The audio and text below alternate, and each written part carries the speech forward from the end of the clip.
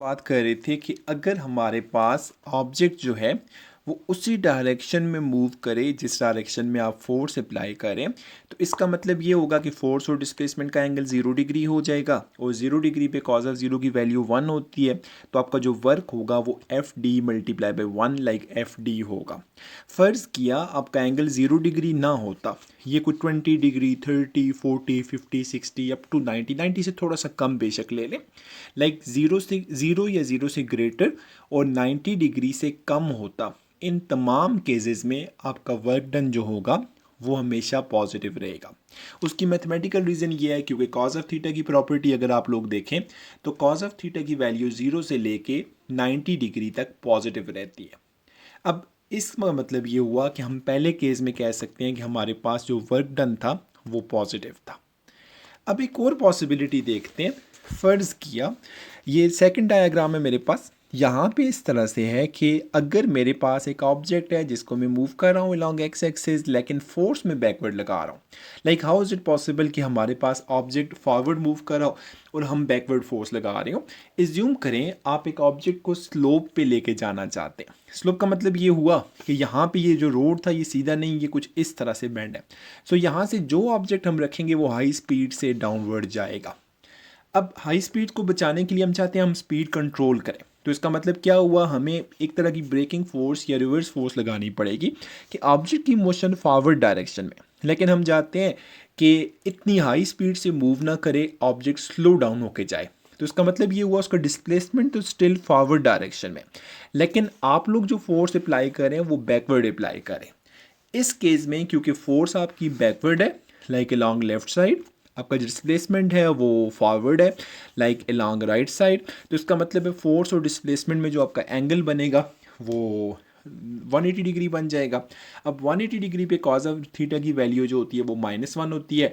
सो अगर आप F D cos theta का फॉर्मूला अप्लाई करेंगे तो ये F delta D into cos of 180, cause 180 की वैल्यू -1 है, सो ये माइनस एफ डी बनेगा।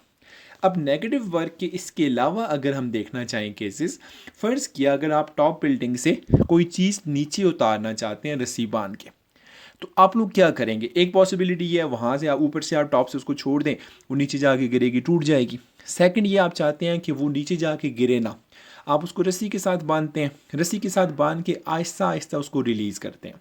अब ये बात तो कंफर्म है कि ग्रेविटी उसको पुश कर रही है डाउनवर्ड डायरेक्शन में ज़मीन की तरफ। आप चाहते हैं कि वो ज़मीन की तरफ ग्रेविटेशनल एक्सेलरेशन से मूव ना करे, तो इसका मतलब ये हुआ आप अपवर्ड फोर्स लगाएंगे। सो आपका ऑब्जेक्ट जा रहा है डाउनवर्ड डायरेक्शन में और आप जो फोर्स अप्लाई कर रहे हैं वो अपवर्ड डायरेक्शन में करें। इस केस में भी आपका वर्क डन नेगेटिव होगा। सो हम कह सकते हैं वो तमाम केसेस जिनमें आपका एंगल 90 डिग्री से ज़्यादा हो और 180 डिग्री तक हो, उन तमाम केसेस में आपका वर्क डन जो होगा वो नेगेटिव हो जाएगा। अब पहले हमने बात की थी कि अगर आपका एंगल 0 डिग्री से बड़ा हो या 0 डिग्री हो 90 से छोटा हो, उस केस में वर्क डन आपने कहा था पॉजिटिव है। अगर आपका वर्क डन थीटा जो है वो 90 डिग्री से ज़्यादा हो 180 डिग्री तक जा रहा है, वहाँ पे आपने कह दिया वर्क डन आपके पास नेगेटिव है। फ़र्ज़ किया आपका एंगल एग्जैक्टली 90 डिग्री आ जाता है। अब 90 डिग्री पे क्या होगा, एज्यूम करें वही कार्ड है, कार्ड मूव कर रहा है, लेट से ड्यू टू द स्लोप और किसी भी एक्सटर्नल फोर्स की वजह से इधर मूव कर रहा है। अब ये पर्सन इसके ऊपर बैठा हुआ है, क्योंकि पर्सन उस पर फोर्स नहीं लगा रहा मूव करने के लिए, लेकिन जो पर्सन का वेट है वो डाउनवर्ड एक्ट कर रहा है लाइक इस डायरेक्शन। तो इसका मतलब क्या हुआ, वेट की डायरेक्शन डाउनवर्ड है, उसके बाद जो इसके ऊपर फोर्स एक्ट कर ये सॉरी जो उसका डिस्प्लेसमेंट है वो फॉरवर्ड है। सो इसका मतलब है डिस्प्लेसमेंट ऑफ वेट जो है इनके दरमियान एंगल 90 डिग्री होगा। अगर एंगल 90 डिग्री है तो कॉस ऑफ 90 मैथमेटिक्स ये कहती है इक्वल टू 0 होता है। सो यहाँ पे आपका वर्क डन 0 होना चाहिए और फिजिकली इसका मतलब ये हुआ कि ये पर्सन इसके ऊपर कोई भी वर्क डन नहीं कर रहा जो कि उसकी मूवमेंट के लिए रिस्पॉन्सिबल हो। हमने 3 डिफरेंट केसेस देख लिए। पहले केस में हमने कहा अगर ऑब्जेक्ट फॉरवर्ड जा रहा है और आप फोर्स भी फॉरवर्ड अप्लाई कर रहे हैं, आपका वर्क डन पॉजिटिव होगा। अगर आपका ऑब्जेक्ट फॉरवर्ड जा रहा है, फोर्स बैकवर्ड है, उस केस में आपका वर्क डन जो है वो नेगेटिव हो जाएगा।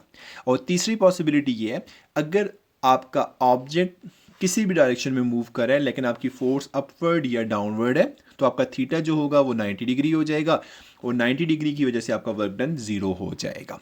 और एक और पॉसिबिलिटी है which is the fourth case, फ़र्ज़ किया एक पर्सन कार्ड के ऊपर फोर्स अप्लाई कर रहा है, वो कार्ड मूव ना करे, लाइक कार्ड का डिस्प्लेसमेंट ज़ीरो है, तो अगेन आपका वर्क डन ज़ीरो हो जाएगा, क्योंकि वर्क के बारे में आपने ये कहा था कि डिस्प्लेसमेंट कवर होना लाजमी है। फ़र्ज़ किया मैं अगर वॉल को पुश करना शुरू कर देता हूँ, आल्दो मैं उसके ऊपर फोर्स तो अप्लाई करूँगा, लेकिन क्योंकि वो डिस्प्लेसमेंट ट्रैवल नहीं कर रही, वॉल अपनी जगह से मूव नहीं करती, इसका मतलब ये हुआ कि इस केस में आपके पास वर्क डन जो है वो ज़ीरो होगा।